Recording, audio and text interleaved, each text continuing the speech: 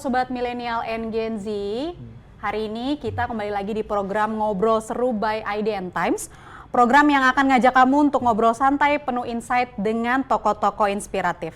Hari ini spesial banget karena IDN Times kedatangan tamu yang luar biasa yang sudah malang melintang nih, baik di dunia pemerintahan dari KPK sampai duduk di Balai Kota. Kita akan sambut tamu kita pada hari ini, Wali Kota Bogor, langsung saja Pak Deddy Abdul Rahim. Ya. Selamat sore Pak. Sore Mbak Lia. Gimana apa kabar Pak?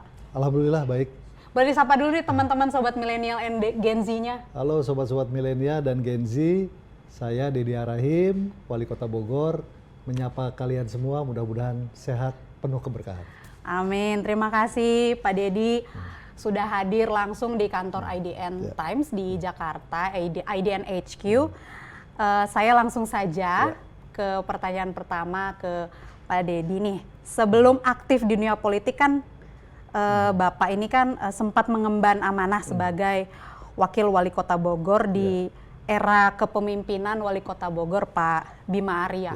Dulu IDN Times juga sempat ngobrol juga sama Kang Bima tuh zaman-zaman Covid gitu, udah lama banget begitu. Lalu sekarang menjadi Wali Kota Bogor. Sebelumnya Bapak ini juga kan banyak bertugas di KPK. Berapa tahun Pak kalau tahu? Saya masuk 2005, keluar di 2018, 13 tahun lah. 13 tahun. 13 tahun di KPK. Itu kalau di kantor mah udah senior ya bahasanya ya Pak. Iya. Udah komisaris. Udah komisaris. Baik, Bapak boleh diceritakan nggak sih pengalaman selama di KPK sampai akhirnya mendorong Bapak nih untuk masuk ke dunia politik itu seperti apa gitu? Yang pasti di KPK itu kan bentuk lembaganya adalah penegak hukum ya, lembaga penegak hukum. Jadi di dalam rangkaian penegakan hukum, kalau di KPK itu ada yang namanya proses pencegahan, ya. Kemudian baru ada proses penindakan. Nah, saya lebih banyak berkecimpung di bidang pencegahan. Nah, di pencegahan itu juga banyak lagi area yang harus kita sentuh ya, mulai dari pendidikan, kemudian perbaikan sistem, kemudian juga bagaimana reformasi birokrasi. Nah, kebetulan karena saya waktu itu memegang ada dua yang definitif, itu ada dua jabatan, satu Direktur Pendidikan dan Pelayanan Masyarakat, kemudian yang kedua adalah Direktur Pembinaan Jaringan antar komisi dan instansi. Nah, jadi memang antara KPK dengan dunia birokrasi ya di pemerintah daerah itu bagaikan bumi dan langit lah ya. Tetapi itu menjadikan pengalaman saya paling tidak lebih bisa memahami situasi kondisi dan juga bagaimana kira-kira mencoba untuk memperbaiki sistem, tetapi tidak secara ekstrim ya, secara gradual, namun pasti dan juga tentunya bisa terimplementasi. Yang penting itu. Jadi bagaimana misalnya upaya mencegah korupsi bukan hanya retorika, bukan hanya teori, tetapi bisa terimplementasi. Jadi itu pengalamannya sih tadi berbeda banget antara KPK dengan birokrasi ini. Tapi kan tadi dibilang ada edukasi terhadap masyarakat gitu. Jadi face to face terhadap masyarakatnya sudah termasuk sering gitu ya Pak? Iya, karena di Undang-Undang KPK itu ada tugas namanya melaksanakan pendidikan anti korupsi pada setiap jenjang pendidikan. Nah, artinya semua jenis pendidikan ya harus tersentuh, mulai dari pendidikan yang paling rendah sampai yang paling tinggi. Nah, memang pendekatannya tentu berbeda-beda, tetapi yang pasti kan tadi dalam konsep pendidikan ini harus membangun karakter yang anti korupsi. Nah, kemudian juga tentu juga yang disentuh itu kalau misalnya di sektor pendidikan, maka bukan hanya siswanya saja, bukan hanya mahasiswanya saja, tetapi dosennya juga ikut, stakeholders di pendidikan ikut, para guru ikut, semuanya harus ikut. Itu harus menjadi sebuah gerakan. Dan itu alhamdulillah pada saat itu ya kita sudah hampir bisa menyentuh seluruh jenjang pendidikan. Nah, tinggal kan kalau sekarang ini kan orang sudah tahu bahwa korupsi itu jelek kan gitu kan. Korupsi itu harus dihindari. Nah, tentu dalam konteks pemerintahan daerah, saya juga harus membawa nilai-nilai itu. Makanya yang paling sulit adalah bagaimana mengajak semua orang untuk kemudian berubah, memperbaiki sistem, kemudian juga membangun karakter anti korupsi. Dan itu yang kemudian harus terus diperjuangkan karena tidak mudah. Karena ketika bicara soal pendekatan kepada mahasiswa manusia itu hati ke hati juga jadinya pasti, Pak, ya, begitu. pasti. Oke. Nah Pak, tadi sudah cerita juga soal pengalaman di KPK, sempat menjadi wakil wali kota hingga sekarang menjadi wali kota. Tentu punya pengalaman yang udah punya lah Pak pengalamannya gitu selama mendampingi Pak Bima. Mungkin boleh diceritakan nggak sih Pak, selama mendampingi Pak Bima apa saja sih hal-hal yang dipelajari terus sekarang diterapkan nih Pak, sekarang Bapak menjadi wali kota begitu? Ya, jadi saya banyak belajar dari Kang Bima ya. Kang Bima itu orang yang visinya cukup bagus ya, di mana dia mencintai kotanya ya, Kota Bogor, dan kemudian bisa menerjemahkan antara harapan dan impian masyarakat.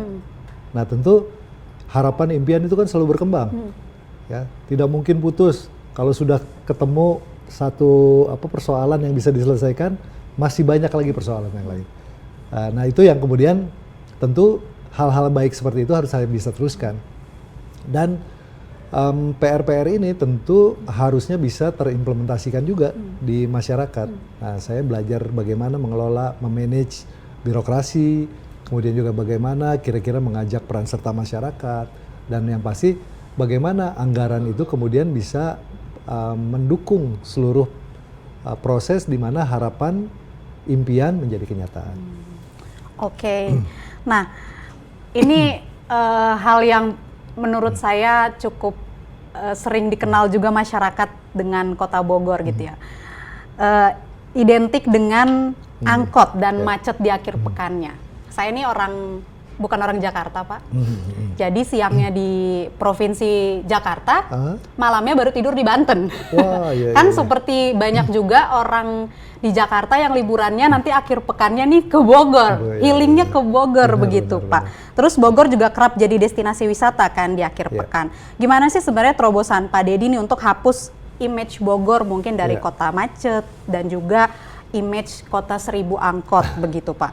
Ya memang ini PR besarnya ya, karena persoalan angkot ini ujung-ujungnya itu adalah bagaimana kemudian merubah sebuah kebiasaan dan juga sistem yang sudah terbentuk sejak lama ke dalam sebuah proses perubahan ke sebuah sistem yang baru. Nah, kita punya program yang namanya reduksi, konversi, dan rerouting angkot. Supaya apa? Supaya tadi stigma Kota Bogor, kota 1000 angkot itu kemudian bisa terlepas dan hilang. Nah, PR-nya adalah bagaimana kemudian pemerintah daerah ini menyiapkan juga anggaran yang cukup supaya kemudian bisa melaksanakan proses reduksi, rerouting, dan konversi. Kalau kita bicaranya rerouting, konversi, dan reduksi, maka harus ada juga alternatif bagaimana kemudian angkot ini berubah. Yang tadinya yang kita ketahui bersama ya, angkot itu sebuah kendaraan pickup yang dimodifikasi menjadi angkutan penumpang, yang jumlah penumpangnya juga relatif terbatas. Kita rubah menjadi sebuah angkutan yang lebih massal, yang jumlah penumpangnya lebih banyak. Artinya kita bisa menurunkan volume jumlah kendaraan di satu jalur itu. Nah, ke depan tentu ini nggak selesai di situ.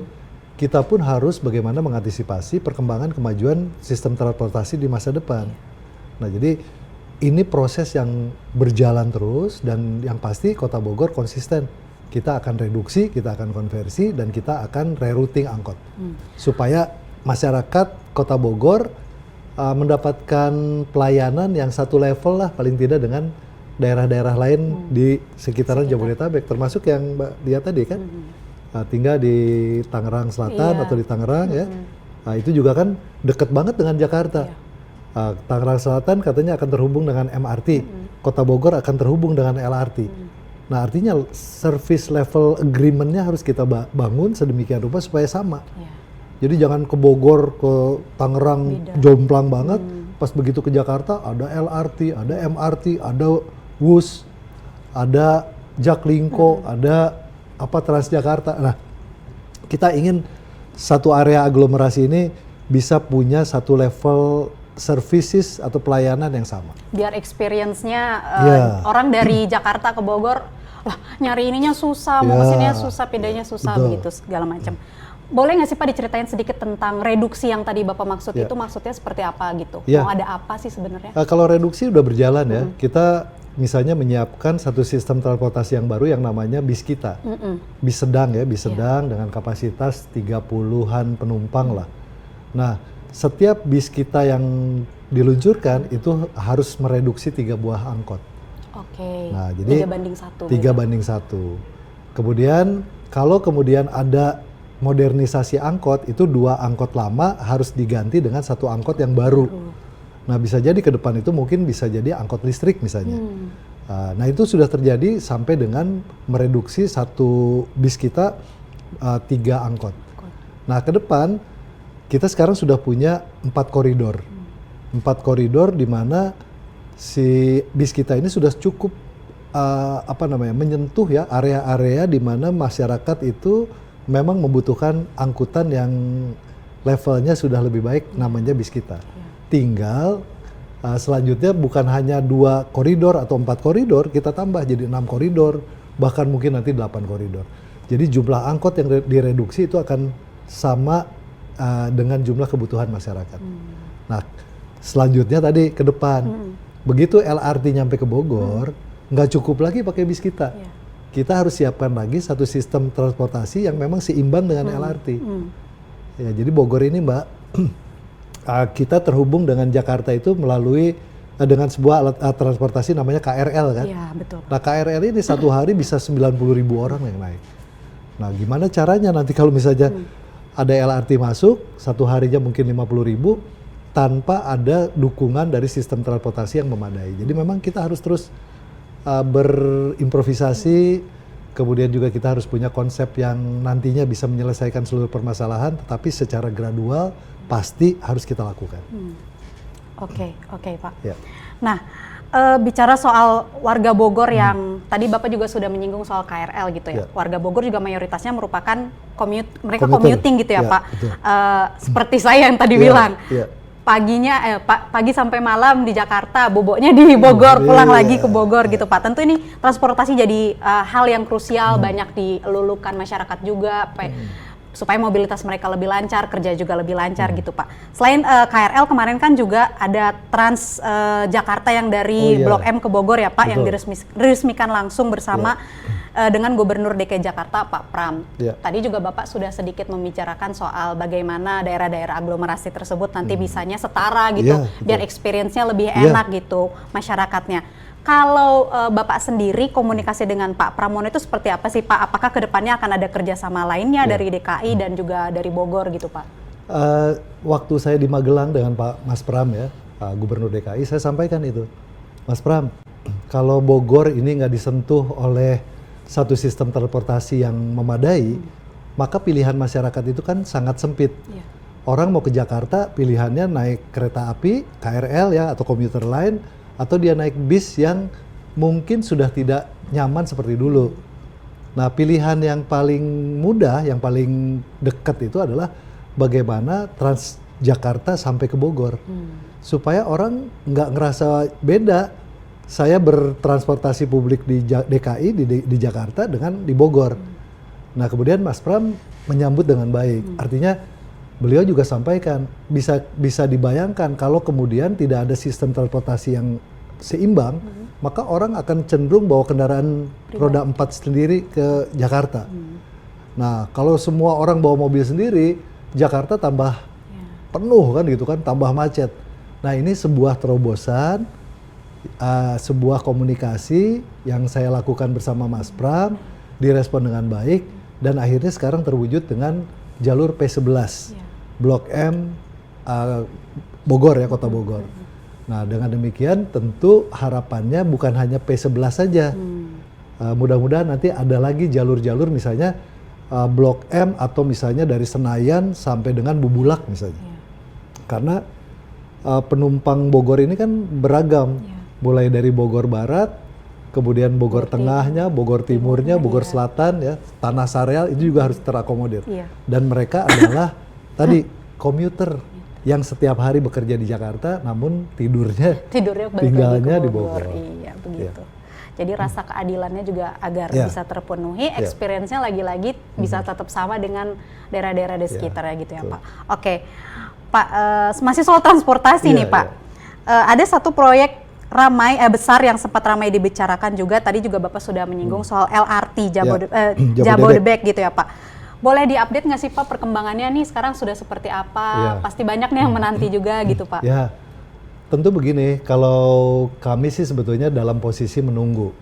Tetapi yang paling penting, Bogor harus mempersiapkan diri. Kenapa? Karena masuk dalam Perpres 49 tahun 2017 atau yang sudah diperbaharui ya, di mana disebutkan bahwa LRT Bodebek itu ujungnya adalah terminal Baranang Siang. Itu di dalam Perpres. Makanya kami optimis suatu saat ya paling tidak dalam 5 tahun ke depan di 2030 mudah-mudahan LRT Jabodebek ini sudah sampai di mana disebutkan dalam Perpres. Ya. Dan skema bisnisnya seperti apa tentu kami tidak ikutan. Cuman memang kami harus menyiapkan sistem transportasi lanjutannya. Kebayang nggak Mbak, begitu dia LRT nyampe Baranang Siang, kan satu rangkaian itu ada 5 kar gitu kan, satu kereta itu ada 5 gerbong. Satu gerbong misalnya 40 aja, berarti kan ada 200 orang yang akan turun bersamaan. Nah, tidak mungkin kita distribusikan mereka dengan angkot lagi, karena jumlahnya tidak seimbang, rasionya tidak seimbang. Nah, Kota Bogor sudah menyiapkan satu konsep baru namanya Tram Pakuan. Nah, si Tram Pakuan inilah yang mudah-mudahan nanti akan beririsan dengan LRT Jabodebek ini dan penyelenggaraan atau pelaksanaan operasionalnya tidak jauh dari manakala LRT itu sampai ke Bogor. Transitnya nanti akan difasilitasi oleh tram lah gitu ya Pak? Ya paling tidak dia turun di ujung, dia akan berganti moda ya dengan tram. Nanti kita distribusikan di dalam koridor-koridor yang sudah kita persiapkan. Itu kapan Pak kira-kira? Tentu tadi, kalau misalnya LRT sampai Bogor tahun 2030, tahun 2030 kita harus siap. Gitu, makanya kita sedang coba intens komunikasi dengan Dirjen Perkeretaapian, dengan Kementerian Perhubungan, ya, dengan Dirjen Transportasi Antar Moda, supaya betul-betul ini konsep ini bukan hanya dimiliki oleh pemerintah pusat saja, tetapi betul-betul nanti kita juga bisa beririsan supaya urusan transportasi di Kota Bogor ini juga selesai. Nah, untuk jalurnya nanti karena mungkin di Bogor jalurnya tidak terlalu besar, nanti seperti apa Pak untuk tram itu? Ya, pernah ada studi-studi ya, di mana alternatifnya LRT itu di-extend. Cuman karena LRT ini kan hampir mirip lah ya dengan kereta api. Jadi dia butuh jalur yang masif gitu kan. Dan di mana kalau Bogor itu usulannya saat itu adalah kalau kemudian LRT di-extend maka harus elevated, harus pakai jalur atas. Nah, Mbak kan tahu ya Bogor itu kan kotanya hijau. Kalau kemudian nanti dampaknya kepada bagaimana memangkas banyak pohon. Kemudian nanti akan merubah tentunya tata kotanya kan begitu kan. Nah, kalau tram ini seperti di negara-negara Eropa dia akan sharing line dengan kendaraan yang lain.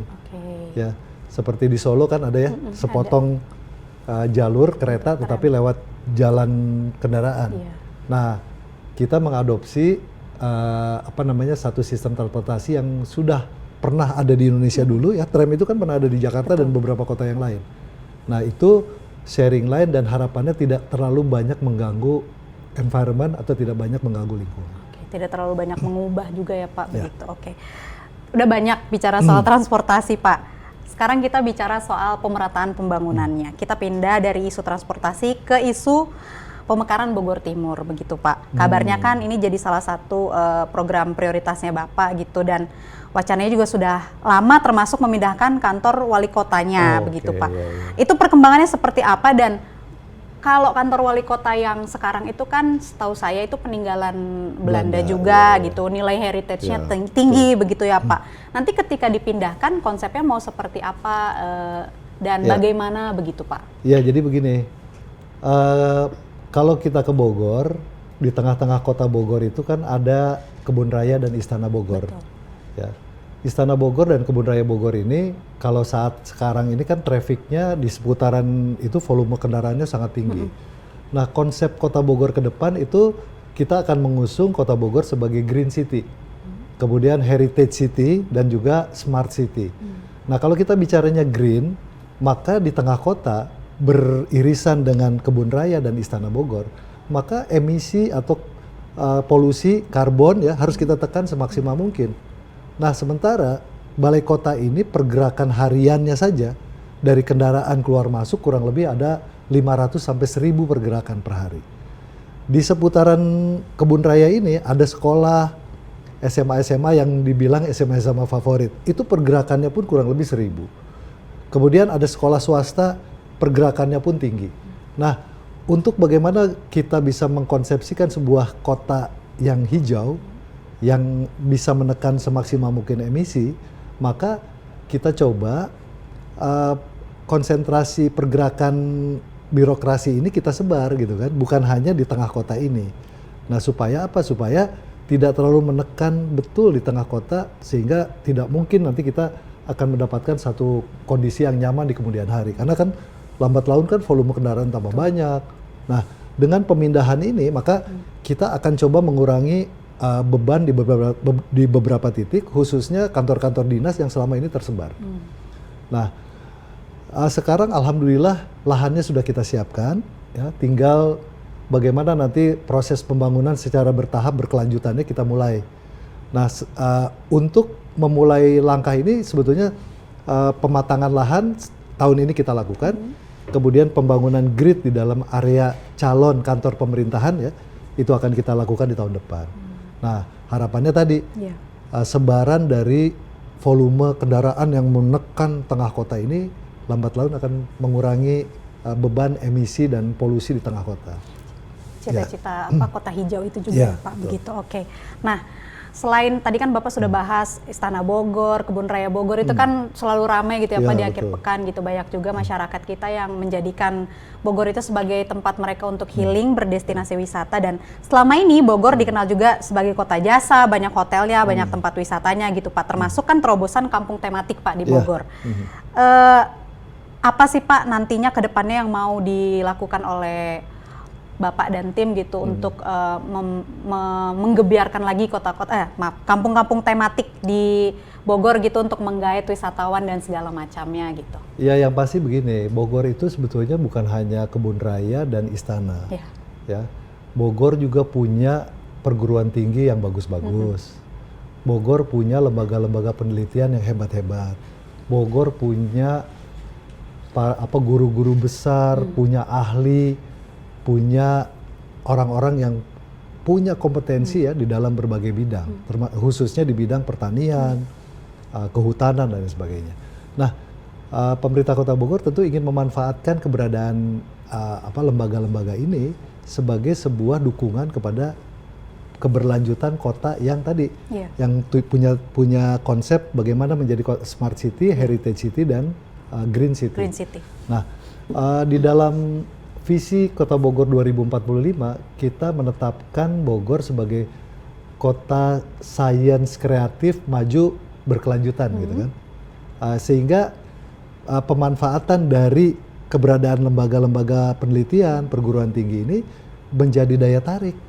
Jadi kalau orang pengen belajar tentang agriculture ya, pertanian misalnya atau kehutanan, ya meskipun kampus IPB sendiri mungkin sudah tersebar di mana-mana, tetapi kita ingin Bogor sebagai destinasi utamanya.